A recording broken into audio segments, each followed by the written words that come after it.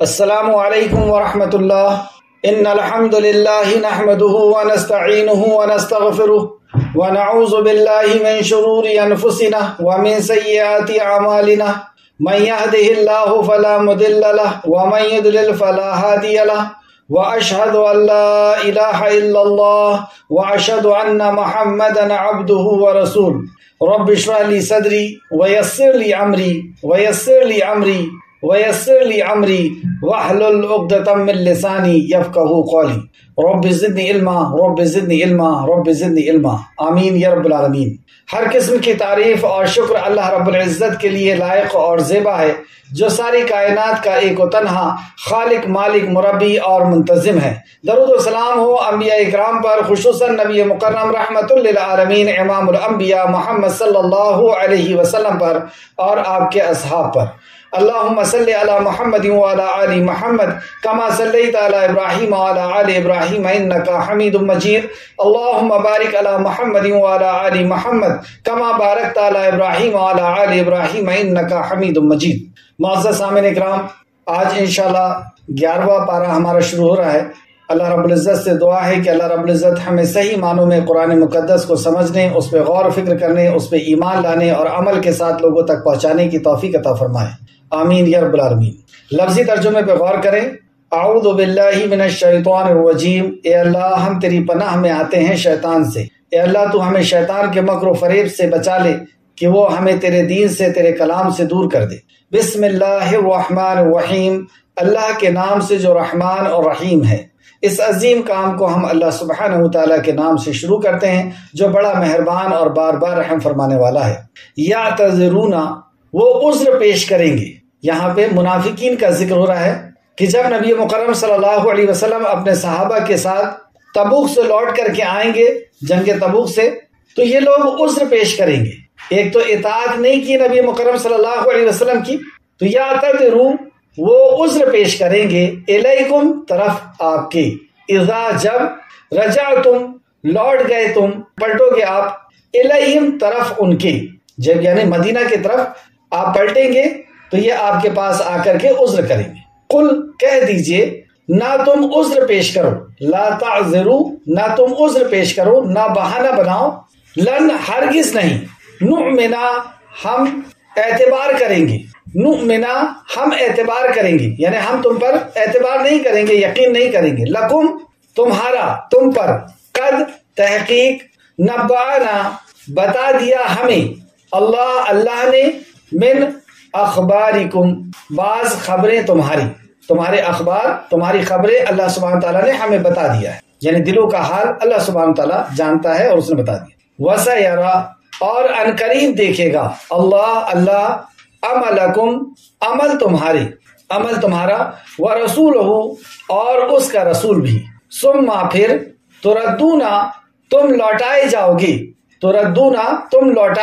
گے، الی عالم الغیب، الی، طرف، عالم الغیب، جاننے والے، غیب کے جاننے والے کی طرف، والشہادتی، اور حاضر کی، فینبئہم، پھر وہ بتائے گا تمہیں، بما کنتم، وہ جو تم تھے، تعملون، تم عمل کرتے، سیحلفون، ان قریب وہ قسمیں کھائیں گی، باللہ، اللہ کی، منافقین یقین دلانے کے لیے اللہ کی قسمیں کھائیں گے، لکم، تمہارے لیے، اذن قلبتم، جب لوٹ گئے تم، الیہم، طرف ان کے، لیعرضوا، تاکہ تم اعراض کرو، عنہم، ان سے، فاعرضوا، تو اعراض کر لو، عنہم، ان سے، یعنی آپ کو بھی حکم دیا کہ آپ بھی ان سے اعراض کر لیجئے، انہم، کیونکہ وہ، رجسن، گندگی ہے، ناپاک ہیں، وماواہم، اور ٹھکانہ ان کا ماوا، ان کا ٹھکانہ، جہنم ہے، بدلہ ہے، بما، اس کا جو، کانو، ہے وہ، یکسبون، وہ کمائی کرتے، انہوں نے جو کمائی کی ہے اسی کا ان کو بدلہ ملا۔ یحلفون، وہ قسمیں کھائیں گے، لکم، تمہارے لیے، لترضوا، تاکہ تم راضی ہو جاؤ۔ دیکھیں، لوگوں کو راضی کرنا ہی ان کا مقصد ہوتا ہے، منافقین، لترضوا، تاکہ تم راضی ہو جاؤ، عنہم، ان سے، فإن، پھر اگر، ترضوا، تم راضی ہو بھی گئے، آپ اگر راضی ہو بھی گئے انہم ان سے، فإن اللہ تو بے شک اللہ لا یرضی نہیں وہ راضی ہوتا عن القوم الفاسقین ان لوگوں سے، فاسقین جو فاسق ہیں جو گنہگار ہیں، الاعراب دیہاتی عرب کے، اشد زیادہ سخت ہیں، کفر کے، ونفاق اور نفاق کے، واجدر اور زیادہ لائق ہے، اللہ یعلم کہ نہ وہ جانے، حدود کو، ما اس کی جو انزل اللہ نازل کیا اللہ نے، علی رسول ہی اپنے رسول پر، واللہ اور اللہ علیم خوب علم والا، حکیم بہت حکمت والا ہے۔ آئیں تفسیر کی طرف، پارہ نمبر 11۔ معزز سامعین اکرام، عملوں میں ایک اونچا عمل اور عظیم عمل کہ ہم اللہ کے کلام کو جاننے کے لیے یہاں پر اکٹھا ہوئے، اللہ کی معرفت حاصل کرنے کے لیے، اللہ کے احکام و مسائل کو جاننے کے لیے، ہمارا رب ہم سے کیا خطاب کرتا ہے اس بات کو جاننے کے لیے ہم یہاں پر حاضر ہوئے۔ یہ ایک عظیم عمل ہے اور ہر عمل کی قبولیت کی شرائط ہے، یعنی نیک عمل اس وقت نیک بنے گا جب وہ ان شرائط کے ساتھ ہوگا جو شرائط اللہ سبحانہ وتعالیٰ نے طے کیا ہے، اور اس میں سب سے پہلی شرط ہے کہ ہم ایمان والے ہوں، ایمان کی بنیاد کی ہم اللہ پر ایمان والے ہوں، اللہ کی وحدانیت پر شرک کرنے والے نہ ہوں، اور اللہ کے فرشتوں، اللہ کی کتابوں، یعنی یہ کتاب اللہ سبحانہ وتعالیٰ کی کتاب ہے، اس کے طرف سے نازل ہوئی ہے، اور جبریل امین اس کو لے کر کے رسول مکرم صلی اللہ علیہ وسلم کے قلب اطہر پر نازل ہوئے ہیں۔ تو ایمان ہو، اور ایمان کی بنیاد اللہ پہ ایمان، فرشتوں پہ، کتابوں پہ، نبیوں پہ، آخرت کے دن پر، اور اچھی بری تقدیر پر، یہ بنیاد ہے، ورنہ اللہ کے ہر کلام پہ اور نبی کے فرمان پر ہمیں ایمان لانا ہے، دل سے یقین، زبان کا اقرار اور اعضاء سے عمل۔ دوسری شرط توحید کے بعد، ایمان کے بعد دوسری شرط اخلاص، کہ ہم یہاں پر کیوں حاضر ہوئے ہیں؟ اللہ کی رضا کے لیے۔ اس علم کو کیوں حاصل کر رہے ہیں؟ تاکہ ہمارا خالق اور مالک ہم سے راضی ہو جائے، ہم جان لیں کہ ہمارے لیے کیا احکام و مسائل ہیں، ہم جان لیں اپنے رب کو، اس کی معرفت حاصل ہو جائے، اس کے حکم پر چلنے والے بن جائیں۔ اور اگر یہ نیت نہیں ہے تو ہم جان لیں کہ عمل کی نیت ہمارے عمل کے لیے دار و مدار نیت پر ہی ہے۔ امام بخاری نے پہلی ہی حدیث، اس حدیث سے اپنی کتاب کا آغاز کیا، بخاری شریف حدیث نمبر 1، انما الاعمال بالنیات، عمل کا دار و مدار نیت پر ہے۔ اس عظیم عمل کے لیے ہم یہاں پر اکٹھا ہوئے ہیں، اگر اس میں یہ شرائط نہیں ہوئی تو اس عمل کو اللہ رب العزت ڈسٹ بین میں ڈال دے گا، اس کی کوئی وقت اور قیمت نہیں ہوگی۔ اور واقعی اگر ہم اللہ کی رضا کے لیے حاضر ہوئے ہیں، اس علم کو ہم اس لیے سیکھ رہے ہیں تاکہ ہم اس پر عمل کر سکیں، ایمان لا سکیں، عمل کر سکیں، لوگوں تک پہنچا سکیں، تو یہ اتنا اونچا عمل ہے کہ فرشتے اس عمل سے خوش ہو کر کے اپنے پروں کو بچھا لیتے ہیں۔ اللہ رب العزت ایسی مجلسوں کا ذکر اس سے بہتر مجلس میں کرتا ہے، یعنی اس وقت ہمارا ذکر فرشتوں کے بیچ میں اللہ سبحانہ تعالیٰ کر رہا، اور یہ خبر نبی مکرم رحمت للعالمین صادق اور امین رسول صلی اللہ علیہ وسلم نے دی۔ ہر مخلوق اس کے لیے مغفرت کی دعا کرتی ہے جو علم کی تلاش کے لیے جاتا ہے، اللہ جنت کے راستے اس کے لیے آسان کر دیتا ہے، ہر مخلوق اس کے لیے مغفرت کی دعا کرتی ہے۔ رسول مکرم صلی اللہ علیہ وسلم نے فرمایا، یہاں تک کہ پانی کے اندر مچھلی اور بل کے اندر چیونٹی۔ لیکن یہ سب عمل کب قبول ہوگا؟ جب ہم اللہ کی رضا کے لیے، اس لیے نہیں کہ ہم علم سیکھ رہے ہیں اور لوگوں سے بحث کرنے کے لیے، یا ہمارا شمار علماء میں ہو جائے، یا دولت کے لیے، شہرت کے لیے، عزت کے لیے نہیں، ہم اس علم کو اپنے رب کی رضا کے لیے حاصل کر رہے ہیں، یہ اخلاص دوسری شرط۔ اور تیسری شرط نبی مکرم رحمت للعالمین صلی اللہ علیہ وسلم کا طریقہ، سنت۔ تو علم کے سیکھنے کی سنت کیا ہے؟ آج انشاءاللہ تعالی آج کی کلاس میں وہ عظیم آیت بھی آ رہی ہے کہ ہمیں قرآن و حدیث کو کس طریقے سے سیکھنا ہے اور سمجھنا ہے۔ تو قرآن کو کس طریقے سے سیکھا جاتا ہے، تفسیر کی کیا اصول ہے؟ تو تفسیر کا اصول ہے کہ قرآن کو خود قرآن کی روح سے، قرآن کو صحیح احادیث سے ویسا سمجھنا ہے جیسے صحابہ اکرام نے سمجھا، اور ویسا عمل کرنا ہے، ویسا ایمان لانا ہے جیسے صحابہ اکرام نے ایمان لایا اور عمل کیا۔ یہ تین شرائط ہے اعمال کی قبولیت کی، ایمان، اخلاص اور نبی مکرم صلی اللہ علیہ وسلم کا طریقہ۔ تو اللہ رب العزت سے دعا ہے کہ اللہ رب العزت ہمیں اخلاص کے ساتھ اس علم کو سیکھنے کی توفیق عطا فرما، آمین یا رب العالمین، اور ویسا سیکھنے کی جیسے صحابہ اکرام نے سیکھا اور عمل کیا۔ آئیں سورہ توبہ آیت نمبر 94، اعوذ باللہ من الشیطان الرجیم، اے اللہ ہم تیری پناہ میں آتے ہیں شیطان سے، بسم اللہ الرحمن الرحیم، اللہ کے نام سے جو رحمان اور رحیم ہے۔ وہ منافق آپ کے سامنے عذر پیش کریں گے جب آپ ان کے طرف لوٹ کر جائیں گے۔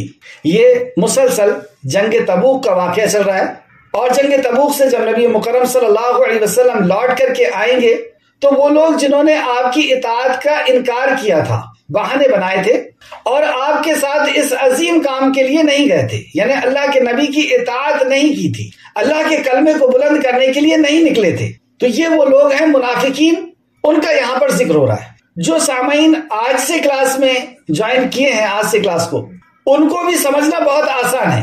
سورہ بقرہ بھی اسی انداز میں شروع ہوتی ہے کہ سب سے پہلے مومنوں کا اللہ سبحانہ تعالیٰ نے ذکر کیا، پھر کافروں کا اور پھر منافقوں کا۔ یہاں پر صفات ہم دیکھیں گے منافقین کی صفات اور مومنین کی اور کافر کی صفات اللہ رب العزت نے قرآن کے اندر کئی مقام پر بیان فرمایا ہے، بہت بے شمار اس کی حکمت ہے۔ اور سب سے پہلی حکمت تو یہ ہم اپنے اعتبار سے سمجھیں کہ وہ صفات ہمارے اندر مومن کی آ جائے اور منافق کی صفت ہمارے اندر نہ آئے، کافروں کی صفت ہمارے اندر نہ آئے۔ دوسرا کہ جب منافقین کہ جیسا عمل کسی کا دیکھیں تو ان کی اصلاح کرنے والے ہو جائیں۔ تیسرا، منافقین اور کفر کرنے والوں سے اپنے آپ کو بچا لیں۔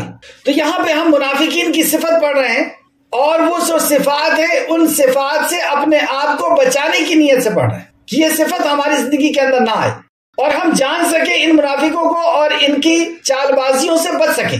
تو منافق کی کیا صفت بتائی گئی؟ وہ منافق آپ کے پاس سامنے عذر پیش کریں گے جب آپ ان کے طرف لوٹ کر کے آئیں گے۔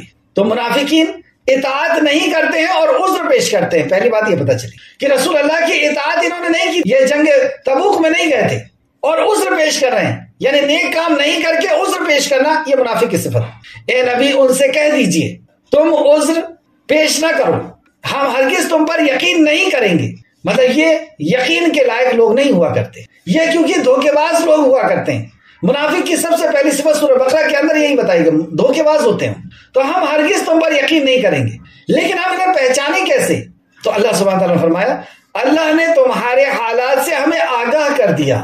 تو نبی مکرم صلی اللہ علیہ وسلم کے اوپر وحی آ جاتی تھی کہ یہ منافق ہے۔ اس بات سے یہ پتا چلا کہ اللہ دلوں کی خبر کو جانتا ہے اور اللہ ہی دلوں کی خبر کو جانتا ہے۔ اس لیے اللہ کیا فرماتا ہے؟ اللہ نے تمہارے حالات سے ہمیں آگاہ کر دیا ہے۔ نبی مکرم ان سے بتائیے کہ اللہ نے تمہارے حالات سے ہمیں آگاہ کیا ہے، تمہارے دل کے حالات سے ہمیں آگاہ کر دیا اللہ سبحانہ، اور اللہ جلد تمہارے عمل دیکھ لے گا اور اس کا رسول بھی۔ اللہ جلد تمہارے اعمال دیکھ لے گا اور اس کے رسول بھی، یعنی تمہارے اعمال سے ظاہر ہو جائے گا کہ تم ہو کیا۔ اعمال ہی انسان کی ترجمانی کرتے ہیں، اس کا آئینہ ہوتے ہیں۔ یہ جو تین قسم کے جو لوگ ہوتے ہیں، پہلا کون؟ مومن، دوسرا کافر اور تیسرا منافق۔ یہ کسی جاتی برادری کا نام نہیں ہے، یہ عمل اور سوچ کا نام ہے، یہ عقیدے اور عمل کا نام ہے۔ تو جن کے اعمال ایسے ہوں گے، اور مومن کون؟ جو اللہ پر یقین رکھنے والا ہوتا ہے، اللہ کی کتابوں پر، فرشتوں پر، نبیوں پر، آخرت پر یقین رکھنے والا ہوتا ہے، اور کافر انکار کرنے والا، اور منافق یہ ڈاواڈول ہوتا ہے، کبھی اس ریوڑ میں کبھی اس ریوڑ میں، کبھی ادھر کبھی ادھر، تذبذب کا شکار ہوتا ہے، شک کا شکار ہوتا ہے۔ تو مومن یقین والا ہوتا ہے، یہ شک والا ہوتا ہے، کافر انکار والا، موٹے طور پر۔ اور پھر اس منافق کو ہم کلی طور پر نہیں کہہ سکتے، کیوں؟ کیونکہ اس کے دل کے اندر نفاق ہے یا نہیں، یہ جھوٹا اسلام کے اندر آیا ہے یا سچا آیا ہے، اس کے دل کو ہم نہیں جانتے۔ ہاں، اس کے اعمال سے ہم یہ سمجھ سکتے ہیں کہ یہ عمل منافقوں کے عمل ہیں، اور اس سے ہمیں خود بھی بچنا چاہیے کہ ہمارے اندر وہ نفاق کے عمل، منافقوں کے عمل نہ آئے۔ تو منافق کا یہاں پہ پہلا عمل پتہ چلا، اطاعت نہیں کرتا نبی کی، اور جب اس سے کہا جائے تو عذر پیش کرتا ہے، اور اللہ رب العزت نے نبی مکرم کی اس کے آگاہی کر دی کہ اس کے دل کے اندر نفاق ہے، اور اللہ جلد تمہارے عمل دیکھ لے گا اور اس کے رسول بھی، پھر تمہیں ظاہر اور باطن کے جاننے والے علیم اور خبیر رب کے طرف تمہیں لوٹایا جائے گا، تو وہ تمہیں بتائے گا جو تم عمل کیا کرتے تھے۔ تو تم جلد اللہ کی طرف لوٹائے جاؤ گے اور اللہ تمہیں بتائے گا کہ تم کیا عمل کیا کرتے تھے۔ تو آیت نمبر 94 میں اللہ کی ہمیں کیا معرفت پتہ چلی؟ نمبر 1، اللہ تعالیٰ انسان کے طرز عمل کو دیکھ رہا ہے. اللہ کی معرفت کیا پتہ چلی کہ اللہ ہمارے اعمال کو دیکھ رہا ہے. دوسری بات، اللہ تعالیٰ کھلے اور چھپی سب کا جاننے والا ہے.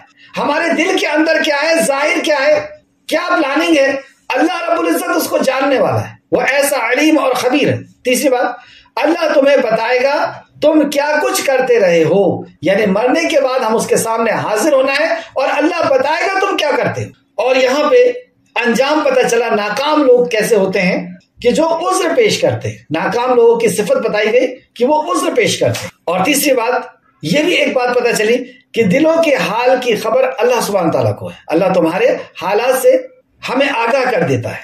آیت نمبر 95، ان قریب وہ تمہارے لیے اللہ کی قسمیں کھائیں گے. کس کے لیے قسمیں کھائیں گے؟ نبی کو یقین دلانے کے لیے، مومنوں کو یقین دلانے کے لیے قسمیں کھائیں گے جب تم ان کے طرف پلٹ گئے تاکہ تم سے درگزر کرو. کیوں قسمیں کھائیں گے؟ تاکہ تم ان سے درگزر کرو. تم انہیں رہنے دو اپنی بھیڑ میں، مسلمانوں کے ساتھ.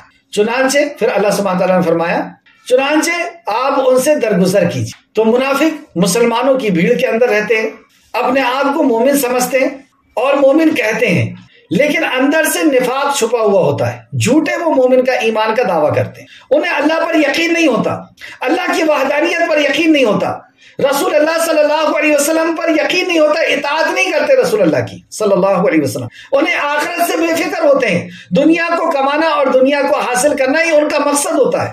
لیکن مومنوں کو حکم دیا گیا کہ آپ ان سے درگزر کیجیے. اور پھر ان کی خباثت بتائی گئی، ان کی برائی بتائی گئی. انہم رجس، بلا شبہ وہ ناپاک ہیں، رجس ہیں، پلیت ہیں، ناپاک ہیں. اور ان کا ٹھکانہ وَمَأْوَاهُمْ جہنم، بلا شبہ ناپاک ہیں اور ان کا ٹھکانہ جہنم ہے.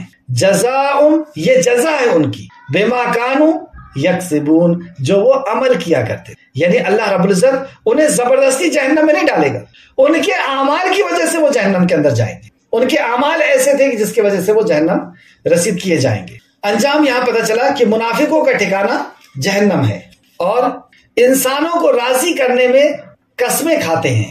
یہ بھی ایک ان کا پتہ چلا کہ یہ انسانوں کو راضی کرنے کے لیے ہی لگے رہتے ہیں. ان کو اللہ کی رضا، یعنی یہ مخلص نہیں ہوتے، یہ ریاکار ہوتے ہیں، دکھاوا پسند کرتے ہیں اور لوگوں کو دکھانے کے لیے یہ قسمیں کھاتے ہیں، ان کو راضی کرنے میں لگے رہتے ہیں. آیت نمبر 96، وہ آپ کے پاس، وہ تمہارے لیے قسمیں کھائیں گے تاکہ تم ان سے راضی ہو جاؤ. دیکھیں ہم وہ لوگوں کو راضی کرنے میں لگے ہوئے ہیں، وہ قسم اسی لیے کھا رہے ہیں. سو اگر تم ان سے راضی ہو بھی جاؤ تو بے شک ان لوگوں سے اللہ راضی نہیں ہوتا جو نافرمان ہیں. اللہ ان سے راضی نہیں ہوتا جو نافرمان ہیں. یہ بات، دو بات یہاں سے پتہ چلی کہ یہ ریاکار ہوتے ہیں، لوگوں کو دکھانے کے لیے، لوگوں کو راضی کرنے میں لگے رہتے ہیں، اللہ کی رضا کی فکر ان کو نہیں ہوتی. اور دوسرا، اللہ رب العزت ان سے راضی نہیں ہوتا. ان تین آیتوں سے کیا سبق ملا؟ اللہ کو کوئی صرف باتوں سے، وعدوں سے، جھوٹی قسموں سے راضی نہیں کر سکتا. اللہ کو راضی کرنے کے لیے عمل کرنا ہوگا. انہوں نے اطاعت نہیں کی، جنگ تبوک میں نہیں گئے اور اب یہ سوچ رہے ہیں کہ اللہ اور اللہ کے نبی کو ہم راضی کر لیں گے قسمیں کھا کر کے، وعدے کر کے. تو اللہ سبحانہ تعالیٰ کو کوئی صرف باتوں سے، کیونکہ باتیں کرنے میں بہت تیز ہوتے، باتوں سے، وعدوں سے اور جھوٹی قسموں سے راضی نہیں کر سکتے. اللہ کو راضی کرنے کے لیے عمل درکار ہے. آیت نمبر 97، یہ منافقین صرف مدینہ میں ہی نہیں تھے، یہ آس پاس کے دیہات میں بھی تھے. جیسے مومن آس پاس کے دیہاتوں میں بھی ہوا کرتے ہیں اور شہر میں بھی ہوا کرتے ہیں، اسی طریقے سے منافق بھی اور کافر بھی دیہاتوں میں ہوا کرتے ہیں. آیت نمبر 97، الاعراب اشد کفر، دیہاتی کفر اور منافقت میں زیادہ سخت ہے. دیہاتی یعنی دیہات میں رہنے والے کفر اور منافقت میں زیادہ سخت ہیں اور اس امر کے زیادہ لائق ہیں کہ وہ ان احکام کو نہ جان پائیں جو اللہ نے اپنے رسول پر نازل کیے. بہت اہم بات یہاں سے پتہ چلی، اللہ کے احکام کو جاننے سے یہ محروم کیوں رہ گئے؟ اور کوئی شخص اللہ کے احکام کو سیکھنے سے، علم حاصل کرنے سے محروم کیوں ہو جاتا ہے؟ اللہ کی کتاب کے علم سے، نبی کے فرمان کے علم سے کیوں اسے دھتکار دیا جاتا ہے؟ پھر سے سمجھیں، دیہاتی کفر اور منافقت میں زیادہ سخت ہیں اور اس امر کے یعنی اس حکم کے، کیونکہ اللہ ہی علم عطا فرماتا ہے، جیسے آیت الکرسی میں اللہ سبحانہ تعالیٰ نے فرمایا. تو یہ زیادہ کفر میں اور منافقت میں سخت ہونے کی وجہ سے ان کے دل میں نفاق ہونے کی وجہ سے اور کفر ہونے کی وجہ سے، اللہ کے نبی کی، اللہ کی نافرمانی کی وجہ سے یہ زیادہ سخت ہے اور اس امر کے زیادہ لائق ہیں، یعنی اس حکم کے، اللہ کے اس حکم کے زیادہ لائق ہیں کہ وہ ان احکام کو نہ جان پائیں جو اللہ نے اپنے رسول پر نازل کیا۔ تو اللہ نے ان کے لیے حکم کر دیا کہ یہ اس علم کو نہیں جان پائیں گے، اس احکام کو نہیں جان پائیں گے جو اللہ سبحانہ و تعالیٰ نے نازل کیا۔ آگے اللہ فرماتا واللہ علیم حکیم، سبحان اللہ، اور اللہ خوب جاننے والا اور بہت حکمت والا ہے۔ اللہ نے انہیں کیوں روک دیا اس علم سے، اس نور سے؟ تو واللہ اور اللہ علیم حکیم، دو صفت یہاں پہ لائی گئی، تین صفت ہے بلکہ، ایک اللہ، خود اللہ سبحانہ تعالیٰ کا نام اور صفات، اور علیم اور حکیم دو صفت، ذاتی نام کے ساتھ دو صفت۔ تفسیر ابن کثیر جلد نمبر 1 صفحہ نمبر 145 اس بات کی تفسیر کہ واللہ علیم حکیم، وہ جانتا ہے کہ کون اس بات کا مستحق ہے کہ اسے ایمان اور علم سکھایا جائے، اور اس نے اپنے بندوں میں علم، جہالت، ایمان، کفر اور نفاق کو تقسیم کر دیا ہے، تو اس کے یہ فیصلے سراسر حکمت پر مبنی ہیں۔ یہ جو فیصلہ اللہ نے کیا ہے کہ کسی کو علم دے گا، کسی کو جہالت دے گا، کسی کو ایمان دے گا، کسی کو کفر دے گا، یہ جو تقسیم اللہ سبحانہ وتعالیٰ نے کیا ہے یہ اللہ اپنے علم اور اپنی حکمت کے مطابق کیا۔ وہ جانتا ہے کہ کون اس کا حقدار ہے، اس علم کا، اس ایمان کا، اس ہدایت کا، اور وہ جانتا ہے کہ کون اس کا مستحق نہیں ہے۔ تو یہ دو صفت یہاں پر لائی گئی۔ جب بھی اللہ کے کلام میں کسی آیت کے اندر کوئی صفت آ رہی ہے تو ہمیں غور کرنا چاہیے کہ یہ صفت یہاں کیوں لائی گئی، اور اس جگہ میں اس اسماء الحسنی کو ہمیں سمجھنا ہوگا، اس کی بھی تفسیر سمجھنی ہوگی۔ آگے فرماتے ہیں تفسیر ابن کثیر، اپنے علم و حکمت سے وہ جو فیصلہ فرماتا ہے اس کے بابت اس سے پوچھا نہیں جا سکتا۔ یہ اللہ رب العزت نے اپنے علم اور حکمت کے ساتھ کہ کون اس کا مستحق ہے، کس کے دل میں نفاق ہے، کس کے دل میں کفر ہے، کس کے دل میں نبی مکرم سے بغض ہے، کون نفرت رکھتا ہے، کون عداوت رکھتا ہے، اور کون اللہ کی طرف نہیں آنا چاہتا، اللہ سب کو جانتا ہے۔ آگے آیت نمبر 97 میں اللہ کی معرفت جو پتہ چلی، اللہ تعالیٰ سب کو جاننے والا اور حکمت والا ہے۔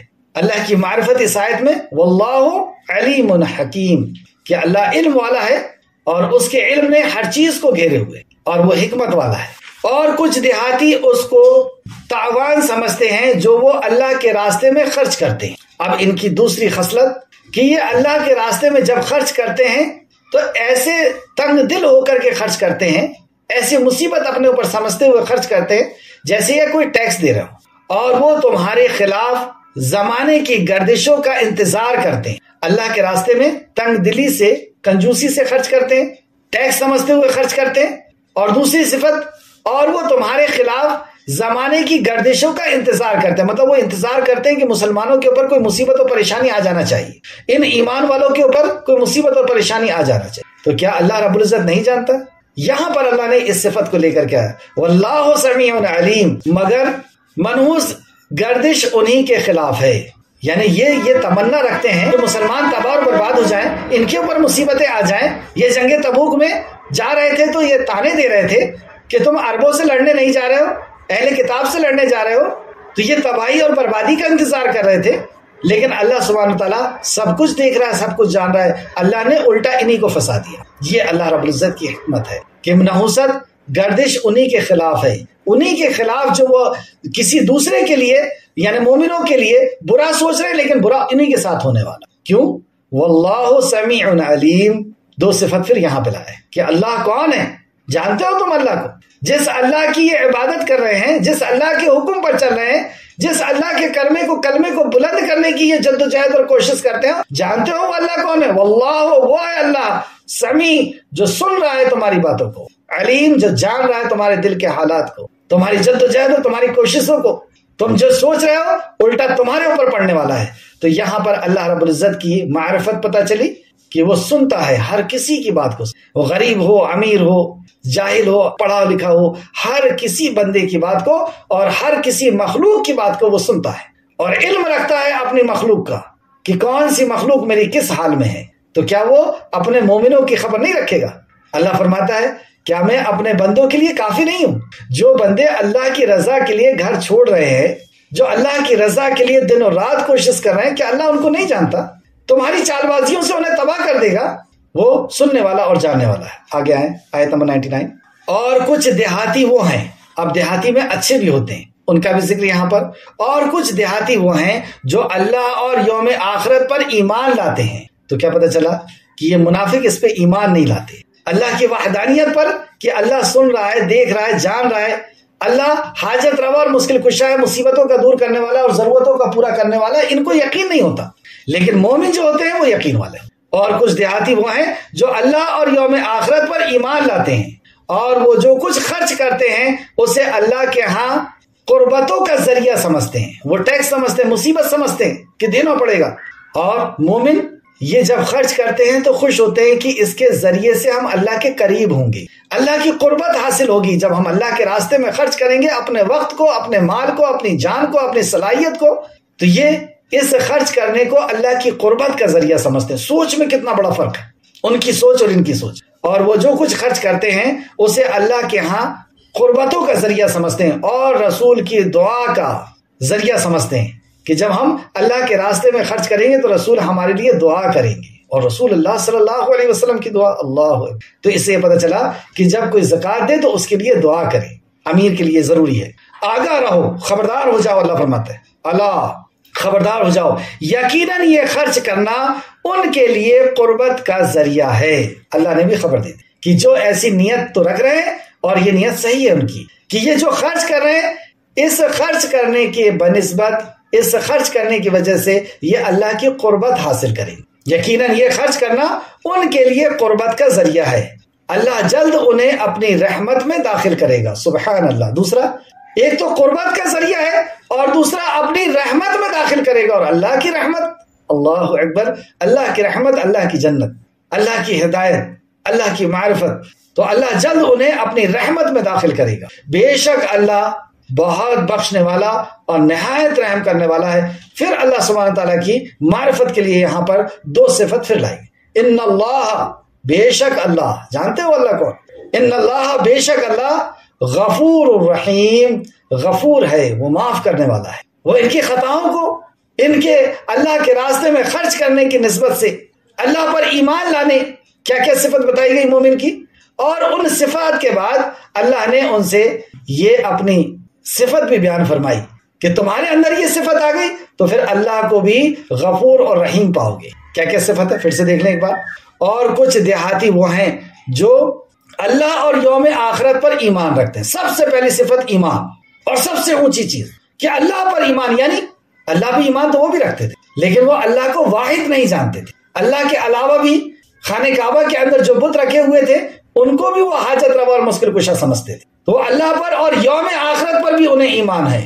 یہ ایمان دو صفت ہو گئی۔ تیسری، اور وہ جو کچھ خرچ کرتے ہیں اللہ کے ہاں قربت کا ذریعہ سمجھتے ہیں، یعنی خرچ کرتے ہوئے وہ خوش رہتے ہیں اور اس خوشی سے خرچ کرتے ہیں کہ اس کے ذریعے ہم اللہ کی قربت حاصل کر لیں، اور رسول کی دعا کے قربت کا ذریعہ سمجھتے ہیں۔ آگاہ رہو، خبردار ہو جاؤ، یقیناً یہ خرچ کرنا ان کے لیے قربت کا ذریعہ ہے، اور اللہ جلد انہیں اپنی رحمت میں داخل فرمائے گا۔ یہ اللہ کے قریب بھی ہوں گے، رحمت میں بھی داخل ہوں گے، اور اللہ کو غفور یعنی معاف کرنے والا اور رحیم اور رحم فرمانے والا پائیں گے، یعنی اللہ ان کے گناہوں کو بھی بخشے گا۔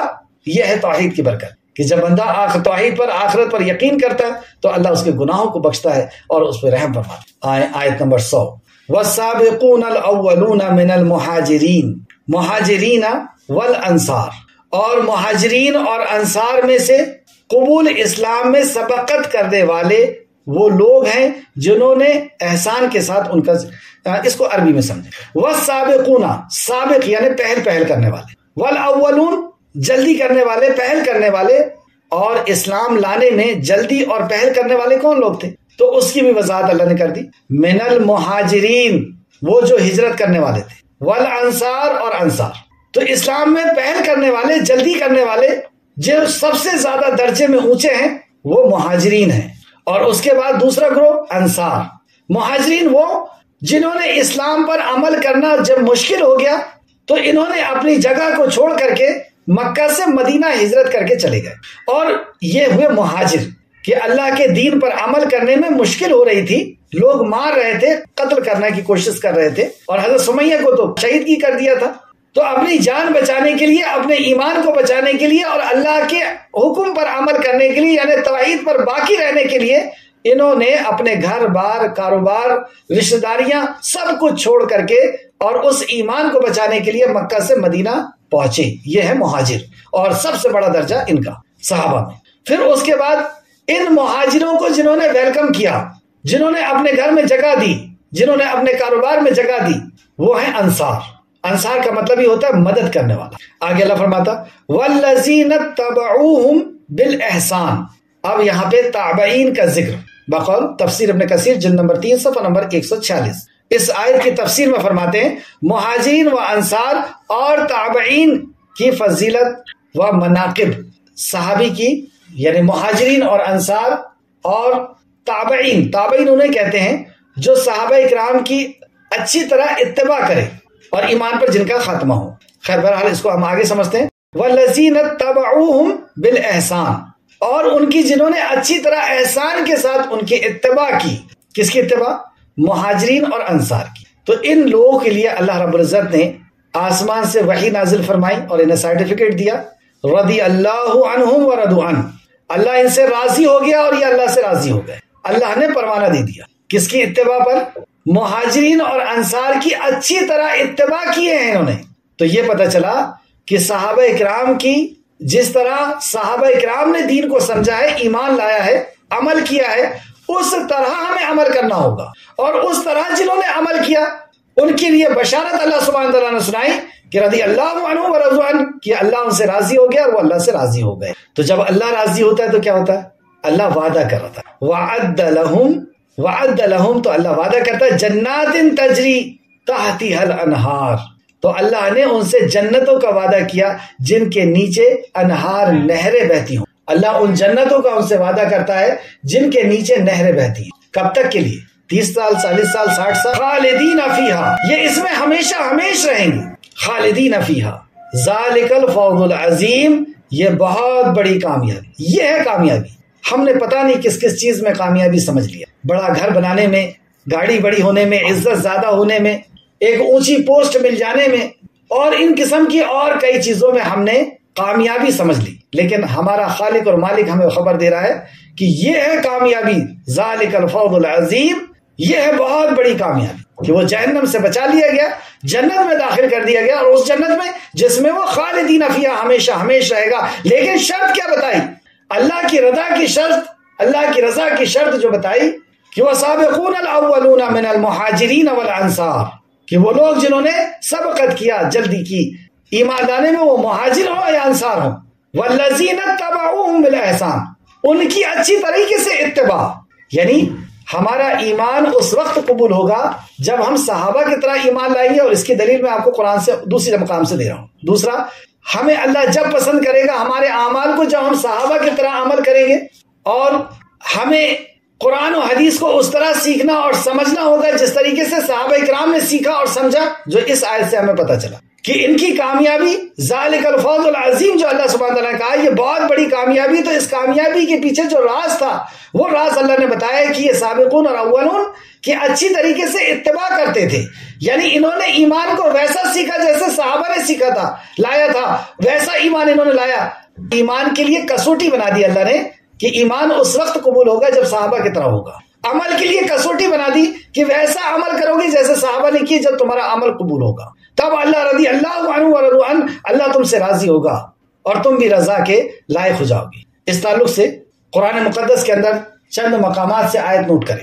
سب سے پہلے تو سورہ فاتحہ، کیونکہ سورہ فاتحہ پورے قرآن کا کی جو ہے سمری، یوں کہہ لیں آپ کہ پورا قرآن سورہ فاتحہ ہی کی تفسیر ہے.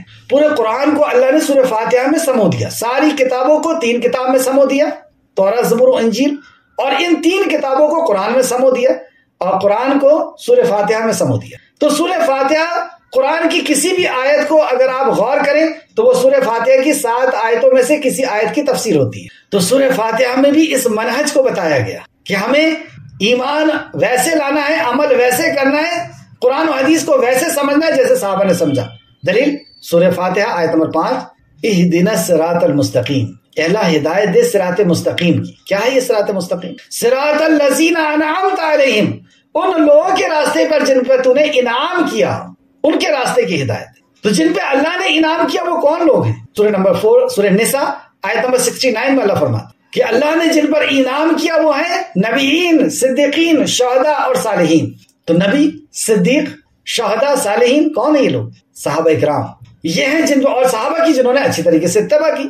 تو ان کے راستے پر چلنے کی ہم دعا کرتے ہیں، اور روز اللہ سبحانہ وتعالیٰ ہم سے یہ دعا کرواتا ہے. بغیر اس کے ہماری نماز کو قبول نہیں کرتا. ہمیں ایک ایم دیتا ہے، ایک مشن، ایک ایم دیتا ہے، ایک سوچ دیتا ہے کہ تمہیں ایسا بننا ہے، یعنی صدیقین بننا ہے، شہداء بننا ہے، صالحین بننا ہے، ولی بننا ہے، اللہ کا دوست بننا ہے، مومن بننا ہے. دوسری آیت سورہ بقرہ آیت نمبر 137، اس میں اللہ سبحانہ تعالیٰ فرماتا ہے، سورہ بقرہ آیت نمبر 137، فَإِنْ آمَنُوا، پس جب وہ ایمان لائیں گے، بے مثل آپ کے، ما آمنتم بہی فقد اہتدوا، جب وہ اگر وہ تم جیسا ایمان لائیں گے. تم جیسا کون ہے؟ یہ صحابہ کے لیے کہا جا رہا ہے کہ یہ جو بعد میں آنے والے ہیں، جب یہ تم جیسا ایمان لائیں گے صحابہ، اگر وہ تم جیسا ایمان لائیں گے تو ہدایت پائیں گے.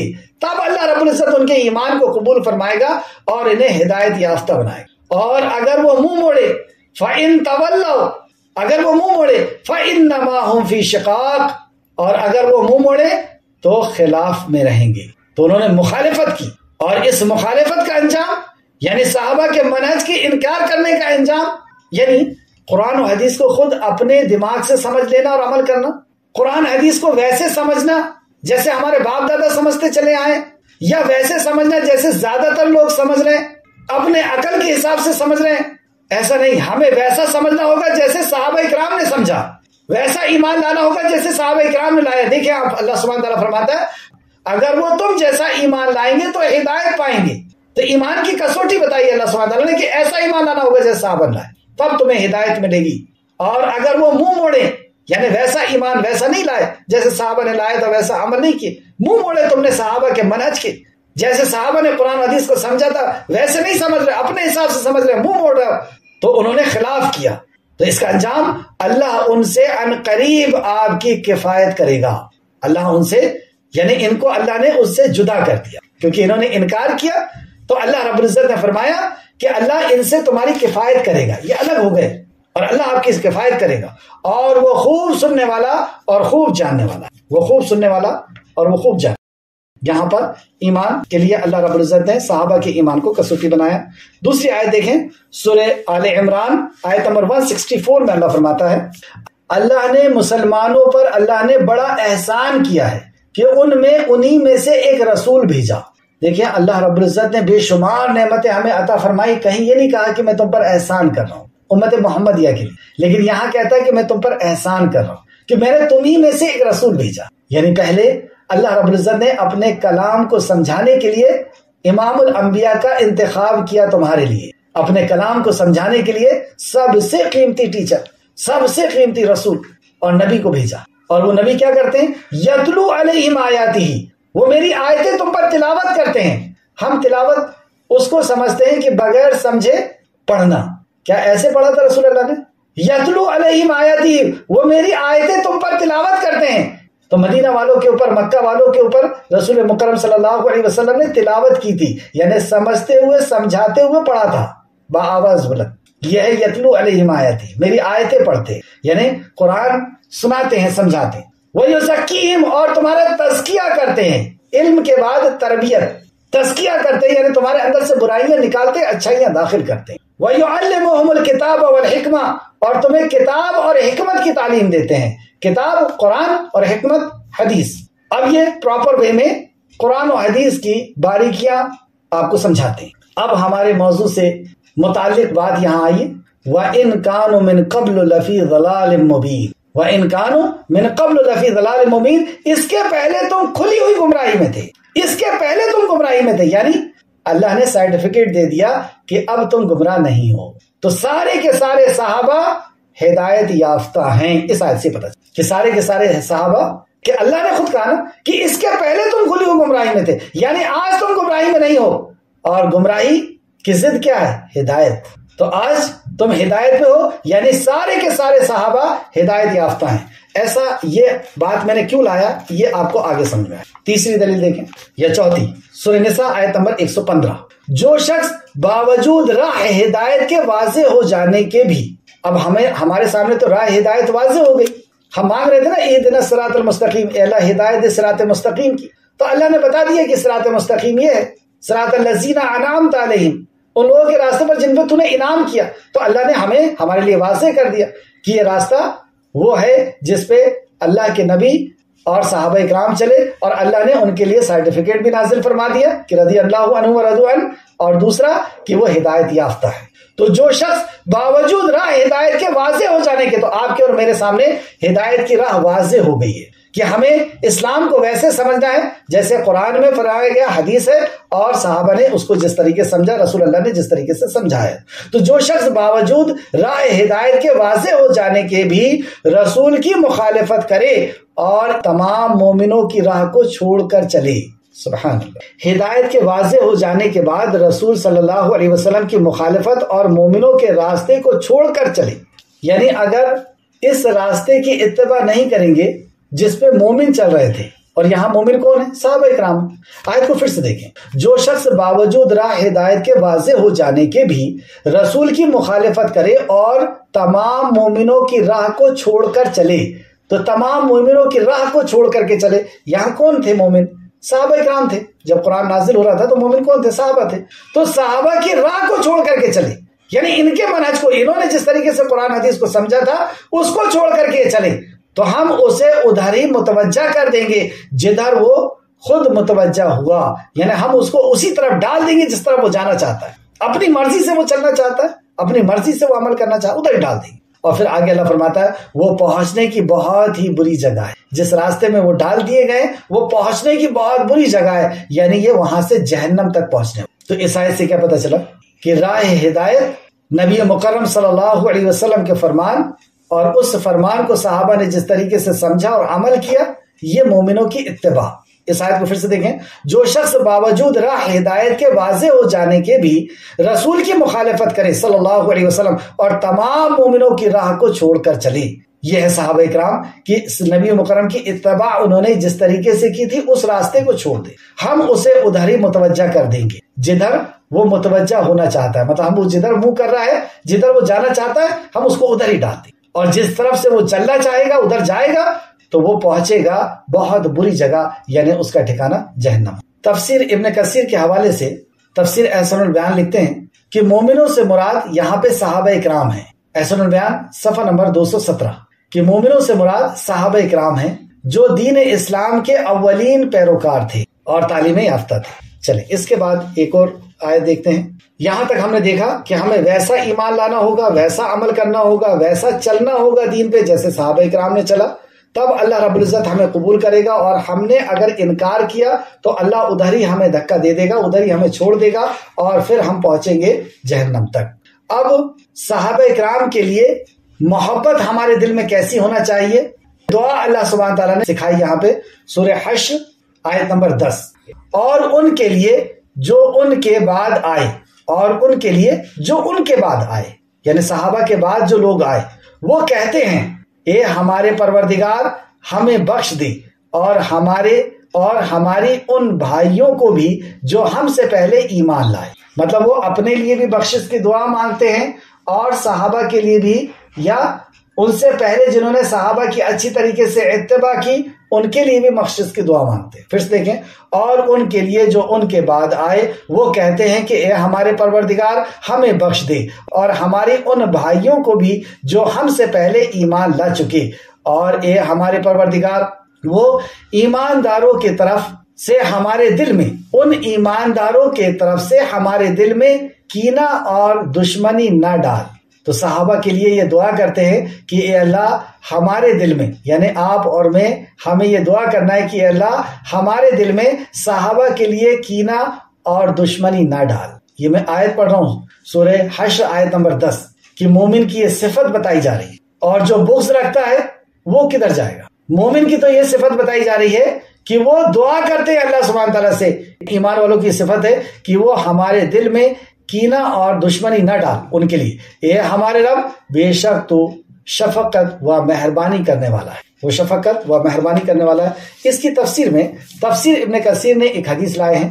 حضرت عائشہ رضی اللہ عنہا فرماتی ہیں تم لوگوں کو اصحاب محمد صلی اللہ علیہ وسلم کے لیے استغفار کا حکم دیا گیا تھا۔ عائشہ فرماتی ہیں کہ تم لوگوں کو، یعنی امت سے خطاب ہے عائشہ کا، کہ تم لوگوں کو رسول اللہ صلی اللہ علیہ وسلم کے جو صحابہ ہیں ان کے لیے استغفار کا حکم دیا گیا تھا، مگر تم نے، یعنی امتوں میں سے کچھ لوگوں نے، مگر تم نے ان پر لعن طعن کی۔ میں نے تمہارے نبی رسول مکرم صلی اللہ علیہ وسلم کو فرماتے ہوئے سنا کہ یہ امت اس وقت تک ختم نہ ہوگی جب تک کہ اس کے آخری زمانے کے لوگ اولین پر لعن طعن نہ کریں۔ اللہ، یہ امت کب ختم ہوگی؟ اس وقت تک ختم نہیں ہوگی۔ میں نے تمہارے نبی یعنی رسول اللہ صلی اللہ علیہ وسلم سے سنا کہ یہ امت اس وقت تک تباہ اور برباد اور ختم نہیں ہوگی جب تک یہ اس قدر بدترین نہ ہو جائیں کہ یہ اولین کے اوپر لعن طعن کریں گے، یہ صحابہ کے اوپر لعن طعن کریں گے۔ تو صحابہ کے اوپر لعن طعن کرنے کا انجام کیا ہونا ہے؟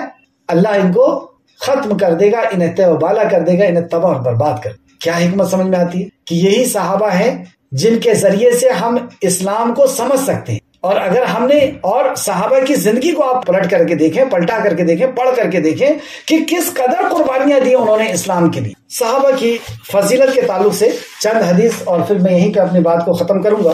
پہلے تو یہ سمجھیں کہ صحابی کہتے کس کو۔ حافظ ابن حجر رحمۃ اللہ علیہ فرماتے ہیں کہ صحابی وہ ہے جس نے حالت ایمان میں، صحابی کی پریبھاشا میں بتا رہا ہوں، تعریف کہ صحابی کہتے کس، تو حافظ ابن حجر رحمۃ اللہ علیہ فرماتے ہیں کہ صحابی وہ ہے جس نے حالت ایمان میں، پہلی شرط ایمان کی حالت میں، کیونکہ ربیع مکرم کا دیدار تو ابو جہل اور ابو لہب نے بھی کیا تھا لیکن کفر کی حالت میں، تو پہلی شرط کہ ایمان کی حالت میں نبی صلی اللہ علیہ وسلم کی ملاقات کی ہو، یعنی آپ کا دیدار کیا ہو یا سنگت اختیار کی ہو، ملاقات کی ہو، اور دوسرا ملاقات، اور اس کا خاتمہ اسلام پر ہوا ہو۔ تیسری شرط کہ ان کا خاتمہ بھی اسلام پر ہوا ہے، یعنی وہ بیچ میں مرتد نہیں ہوئے تھے، اسلام پر ان کا خاتمہ ہو۔ یہ تین چیز جس کے اندر پائی جائے گی وہ صحابی رسول ہے۔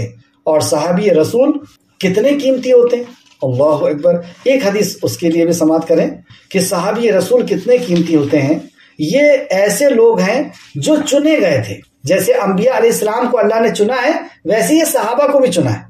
ایک حدیث حضرت عبداللہ بن مسعود رضی اللہ عنہ فرماتے ہیں کہ اللہ تعالیٰ نے بندوں کے دلوں کے طرف دیکھا، مطلب نبی مکرم صلی اللہ علیہ وسلم فرماتے ہیں، حضرت ابن مسعود اس کے راوی ہیں، کہ اللہ تعالیٰ نے بندوں کے دلوں کے طرف دیکھا تو محمد صلی اللہ علیہ وسلم کے دل کو بندے کے دلوں میں سب سے اچھا پایا، لہٰذا انہیں اپنے لیے چن لیا، مطلب اپنے نبوت اور رسالت کے لیے انہیں چن لیا۔ سب سے پیارے دل کو محمد رسول اللہ صلی اللہ علیہ وسلم کا تھا اور انہوں نے نبوت اور رسالت کے لیے انہیں چن لیا اور انہیں اپنی رسالت کے ساتھ مبعوث فرمایا۔ پھر محمد صلی اللہ علیہ وسلم کے دل کے بعد بندوں کے دل کی طرف دیکھا تو تمام بندوں کے دلوں میں کے درمیان ان کے صحابہ کا دل سب سے اچھا پایا، لہٰذا انہیں اپنے نبی کا وزیر بنا دیا، نبی کا صحابہ بنا دیا۔ احمد جلد نمبر 1 صفحہ نمبر 178 اور بھی دوسرے مقام پر یہ حدیث ہے۔ اب ہم سنیں کہ صحابہ کے مقام کے تعلق سے مسلم شریف کی ایک حدیث اور بخاری اور مسلم کی متفقن علیہ روایت ہے۔ نبی مکرم صلی اللہ علیہ وسلم نے فرمایا، خیر الناس، بہترین لوگ، سب سے بہترین لوگ میرے صدی کے لوگ ہیں، پھر جو ان کے بعد میں ہیں، پھر جو ان کے بعد میں۔ تو سب سے بہترین لوگ رسول مکرم صلی اللہ علیہ وسلم کی زبان مبارک سے یہ خبر دی گئی کہ میرے زمانے کے لوگ، پھر اس کے بعد کے، پھر اس کے بعد، یعنی تابعین اور تبع تابعین، یہ تین زمانے کی رسول اللہ صلی اللہ علیہ وسلم نے پیشن گوئی۔ مسلم شریف کی دوسری حدیث دیکھیں، حدیث نمبر 458، میرے صحابہ کو برا بھلا نہ کہو، رسول اللہ صلی اللہ علیہ وسلم نے فرمایا میرے صحابہ کو برا بھلا مت کہو، میرے صحابہ کو برا بھلا نہ کہو، اس لیے کہ قسم ہے اس ذات کی جس کے ہاتھ میں میری جان ہے، اگر تم میں سے کوئی آدمی احد پہاڑ کے برابر سونا بھی خرچ کرے تب بھی وہ صحابہ کے ایک مد یعنی ایک مٹھی یا نصف مد کے یعنی آدھی مٹھی کے بھی نہیں پہنچ سکتا۔ اللہ، صحابہ کا وہ اخلاص، وہ اللہ سے محبت، وہ ایمان کہ اگر انہوں نے ایک مٹھی خرچ کیا ہے یا آدھا مٹھی خرچ کیا ہے تو بعد میں آنے والے اگر سونا احد پہاڑ کے برابر بھی خرچ کر دیں گے تو ان کے اجر تک نہیں پہنچ سکتے. یہ ہے صحابہ کا مقام. تو رسول اللہ نے 2 بار یہ فرمایا کہ میرے صحابہ کو برا نہ کہو، میرے صحابہ کو برا نہ کہو. ہماری اوقات اور جو یہ ایسا کر رہا ہے وہ سمجھ لے کہ اس کا ٹھکانہ کیا ہے.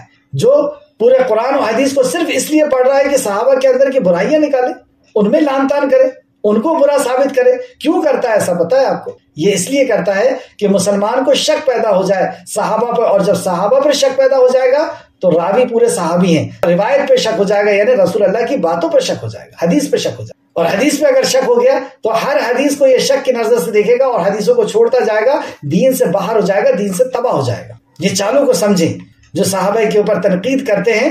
اور یہ صاف صاف حدیث ہے، مسلم شریف کی حدیث کو کون انکار کر سکتا ہے؟ بخاری کی حدیث کو. اور میں نے قرآن کی آیت آپ کو سورہ آل عمران آیت نمبر 164 بتایا کہ اللہ سبحانہ تعالیٰ نے فرما دیا کہ اس کے پہلے یہ گمراہی میں تھی، یعنی اب یہ پورے کے پورے سارے صحابہ کو اللہ نے کہہ دیا کہ یہ ہدایت یافتہ. مدنی صورت ہے سورہ آل عمران. ایک اور حدیث دیکھیں جو امام مسلم نے لے کر کے آئے، مسلم شریف حدیث نمبر 2531.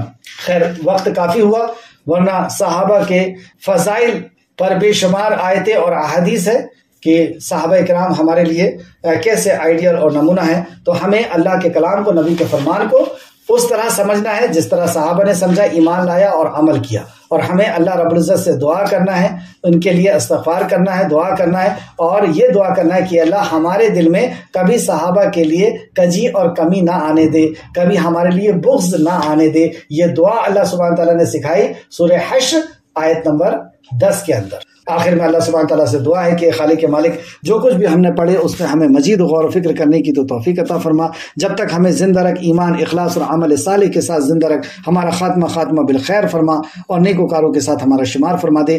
آمین یا رب العالمین. السلام علیکم ورحمۃ اللہ وبرکاتہ.